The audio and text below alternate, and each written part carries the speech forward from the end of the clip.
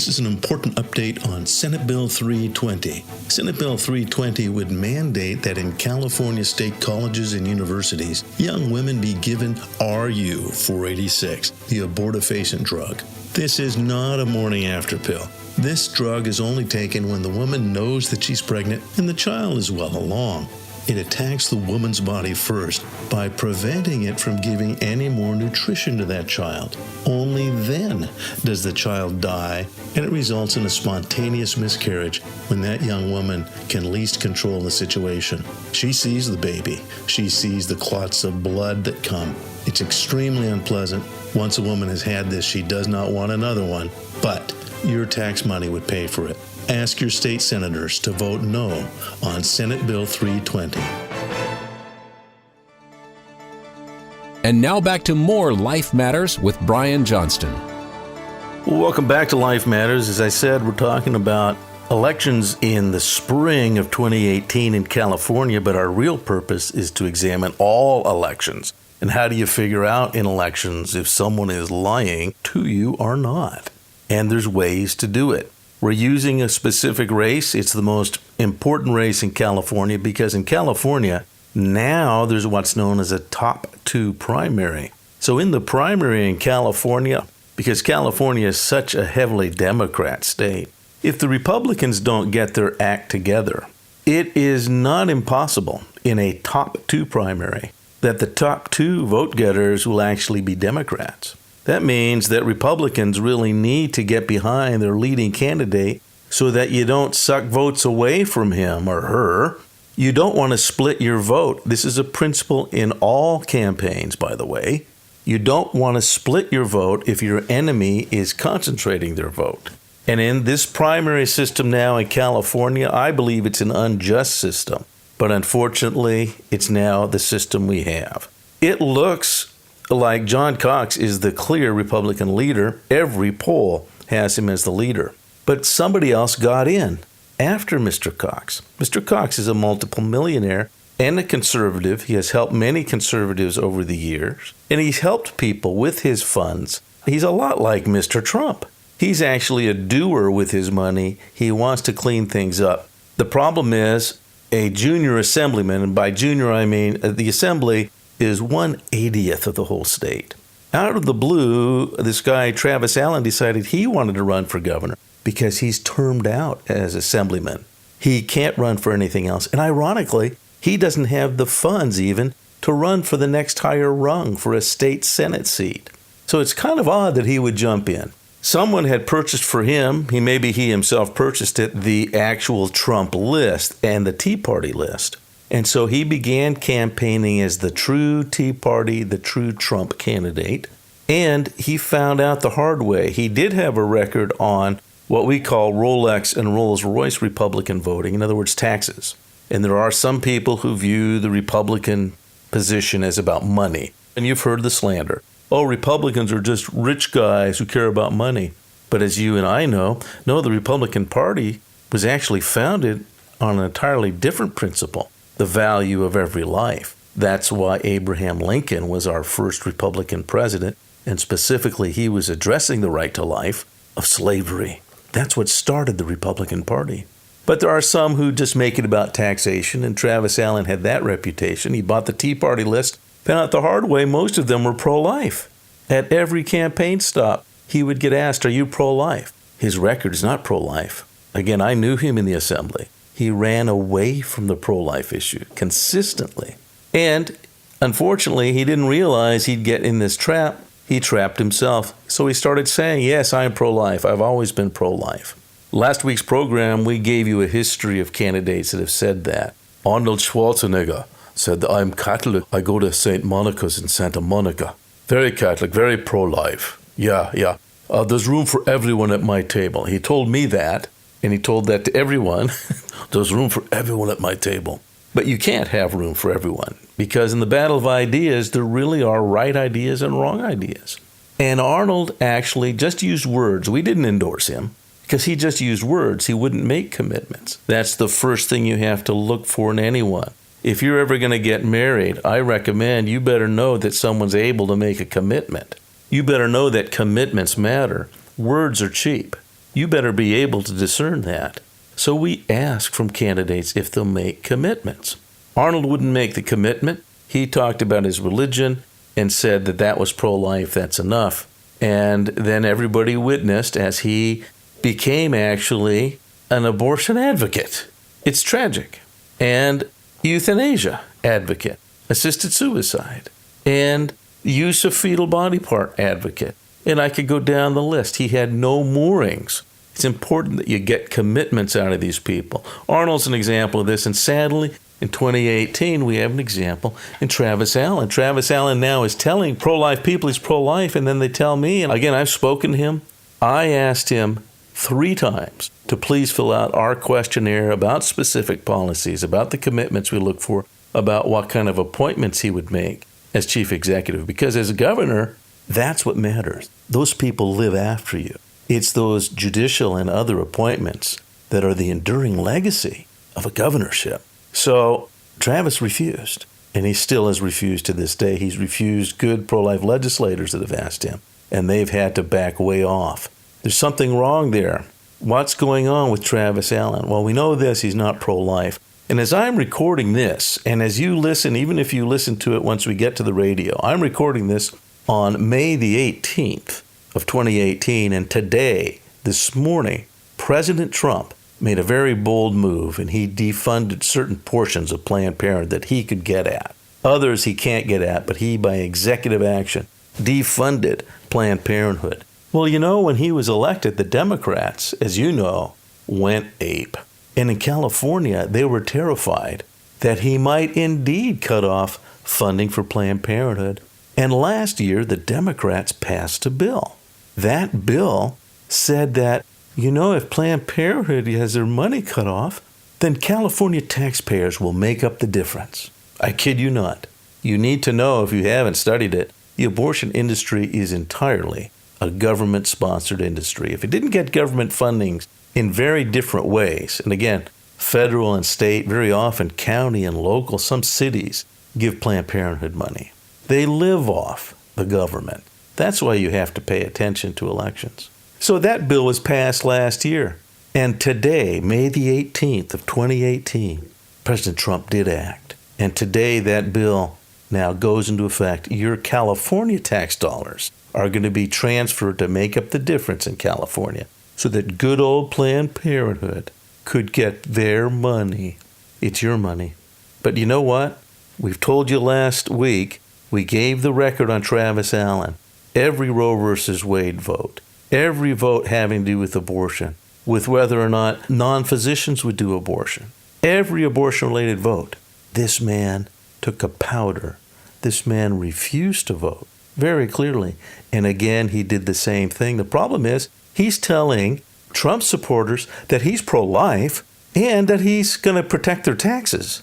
Well, today, May the 18th, we saw the implications of that. He avoided this vote. He avoided protecting the taxpayers. He avoided protecting babies. And so that's how you see if someone's telling the truth. The best indicator of what someone will do is what someone has done. Remember that principle. That's why if there's a pro-life congressman who has a pro-life record, well, that speaks volumes to us because they're proving what they'll do. They don't have to make it the centerpiece of their world. They don't have to give pro-life speeches at every opportunity. I've had people say, oh, I saw so-and-so on television. He didn't say anything about pro-life. Well, when you're a member of Congress, you've got about 1,000 issues to deal with.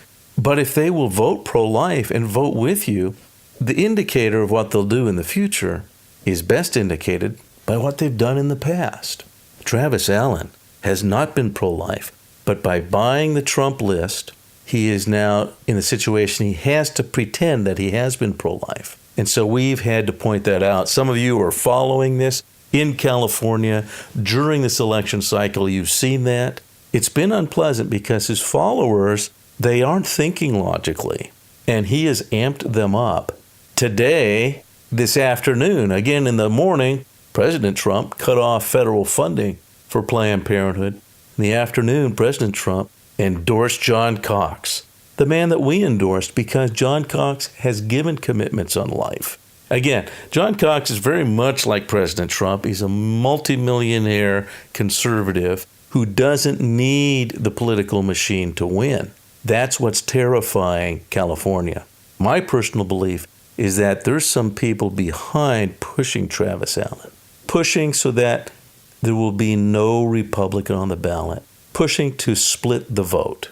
And in this unique jungle primary, if the leading Republican doesn't become one of the top two, then there's no Republican in November.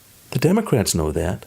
The deep state knows that. The swamp knows that. Someone is actually encouraging Travis Allen because, again, Travis doesn't have his own money. And sadly, his followers don't understand what is truly at stake in this battle of ideas. They're passionate emotionally on a candidate that's now been proven to have been false, and even that doesn't matter. That candidate who said he would follow Donald Trump, that's why he was here. And Donald Trump said, no, you're not. You're not the guy. John Cox is the guy that I approve of. John Cox is doing and saying what I would like to see done in California. And the Travis Allen voters, I really hate to say this way, but they drank the Kool-Aid. And so this is really, really risky for the state of California, the future of the Republican Party of California. And if you have any other questions about this, please go to californiaprolife.org. We're one of many pro-life organizations in the state that have said this now. We had to take the lead and fight hard, but there's something wrong with what Travis Allen is doing. And if he takes just enough votes away, there'll be no Republican in the fall. There'll be no chance of change in California. Please don't let that happen. Let this be a lesson. Remember, this does come up in other races in other ways. You do not want to split your vote. That's what the enemy does. It divides and conquers. Please think this through because it is a battle of ideas. And that's not just a metaphor. It's truly a battle. And in politics, it's very, very intense. Don't run away from battles. Understand them. Become a warrior in the realm of ideas because ideas are actually spiritual things. They really are. I've talked about that in other programs, but if you study, you'll see there's something to ideas. Ideas are part of what makes human beings different. Again, that's what we've had other programs on that. Human beings are not merely bigger animals that can figure out mechanical things. There's a spark. There's a spiritual spark to a human being. That's what Western civilization has asserted time and again, and it has encoded laws and mores and standards to protect the value of the human person, and is continuing to do that. That's what Western civilization has said. So the battle of ideas is really important, and only human beings can participate in that. Don't you run away from it. Don't you think, oh, I can't figure it out. You can figure it out. When we come back, we're going to talk about now, I think, a very important thing. What do you do when someone has actually lied to you? It's one thing, you want to get commitments. But sadly in life, we've seen this in other circumstances. I only brought it up incidentally. But there's some people who make commitments in marriage and lie. What do you do? It's tragic. What do you do? In politics, what do? Do you give up? There's actually things to do. We'll talk about that when we come back in Life Matters. Life Matters continues after this. Life Matters is sponsored by the California Pro-Life Council, the state affiliate of the National Right to Life Committee. To find out more on how you can help and be involved right where you are, go to californiaprolife.org. That's californiaprolife.org. We'll tell you how you can get involved in your local community, how you can be effective if you want to be a pro-life speaker. We have training programs and open doors of opportunity for you to speak on a life issue. If you'd like to donate your car or a boat, you can do that at californiaprolife.org. Car Easy makes it easy, and you find that on our website. We get the most of any donation program. Car Easy allows us to get the most out of your car. Maybe you're not getting the trade-in value you wanted. Maybe it's just not running the way it used to. Let your car be used for life. Go to californiaprolife.org and find out what you can do to make a difference. californiaprolife.org. Be sure to subscribe to the Life Matters podcast with Brian Johnston. Go to lifematters.life to subscribe. And now back to more Life Matters with Brian Johnston. You're listening to Life Matters, your program on the right to life, on culture, and the battle of ideas. It's a real battle. It's not a metaphor, because lives really are lost, or they're saved because of the efforts of you and others. And remember, if you're standing for the right to life, the facts are on your side. And facts are terrible things to waste. You're going to find in politics, because it is a battle, because there's incredible pressures and storms, you're going to have politicians that'll lie to you and actually will make very specific commitments, and it's a lie, and they'll do something different. What do? Ultimately, if you do confront them, and there's organizations on every issue that do this, in the right to life in California, again, your California affiliate is the California Pro-Life Council. Go to californiaprolife.org. We're the state affiliate of National Right to Life. But in every state, there's an affiliate of National Right to Life. And on the national level, there's the National Right to Life Committee, nrlc.org, where people from across the landscape, people of different faith backgrounds, but we agree on the most important issue facing our nation today. Will the laws protect the innocent? And what do you do if someone lies to you about that? I'm going to give you some names, true things. You actually, if they won't come back, you have to go against them. That's the bottom line. Some of you from San Diego will remember a guy by the name of Brian Bilbray. Brian Bilbray was in a tight congressional race, and he filled out one of our questionnaires. And, well, it was a tight race. Because he made those commitments, we did support him. Even though other people felt uncomfortable with him, he made commitments. Well, when he went to Congress, his very first vote was to go ahead and violate those commitments. And in meeting with him, he said, I never made those promises. We showed him the signed commitment. He said, well, that must have been somebody else. I didn't do that. I'm not going to vote that way. We said, okay, if that's how you're going to be, that's how we're going to be. We're not going to vote for you. In fact, we'll make it a point to oppose you next time around, because there was no reason we should have endorsed you in the first place. The next time around, he was gone. He needed to keep commitments. He didn't. There's others. Another in California, some of you may know Rocky Chavez, an assemblyman. I won't go through all the details, but you just need to know that Rocky Chavez, and we're not the only organization he did this to and the only issue that he did it on, but Rocky Chavez, I feel bad for him. When I met him, he was emotionally losing it. And by the way, that's not a reason to go against someone. It's not about personality. There's candidates that I don't like their personalities. They're under great pressure, you need to know. But that doesn't mean they won't vote with you. But if somebody attacks you and then says they won't vote with you, which unfortunately Rocky Chavez did. Again, I'd be glad to document that. It's public knowledge. He did it on other issues too. And now he wants to go to Congress. Well, we're having to tell everyone in that district, Rocky Chavez lied to us. Sorry. We're opposing Rocky Chavez, and we're supporting another candidate for Congress who is pro-life. And that's what you've got to do. The truth will set you free. You've got to have the guts to stand for it and to clarify it. And you can give people a chance to come back around if they will, but if they're going to defy you, you have an obligation to be clear. And that's what matters in any battle and in any politics. You have to be clear. And then if someone is loyal to you, you need to be loyal to them. If someone is outwardly attacking, you don't have an obligation to just give up and walk away. In fact, you have the opposite obligation to say, no, these are our standards. We're going to make them known. We're doing that right now in the case for governor with Travis Allen. We're kind of disappointed and ashamed with the people who, Travis Allen says he is a mini Trump. But Donald Trump says, no, I'm going with John Cox. And people need to understand what's at risk now. It will divide the Republican Party. We will destroy our hopes if we don't understand the battle of ideas. Please, you want to make sure that people are making real commitments. Look at what they are willing to do. It isn't about talk. It's about doing. And then if they will defy and lie to you, there's a certain point where you have to just turn around and take them at that. Take that action as their word and point that out to others, that they have lied. And it doesn't bode well for them. Thanks for listening to Life Matters. Next week, I really want to get back to our other deep issues, and that is the terrible issue of eugenics. I want you to understand it. If you understand the attraction of eugenics and the grave dangers that lurk, you will be ready for the battle that's surrounding you right now.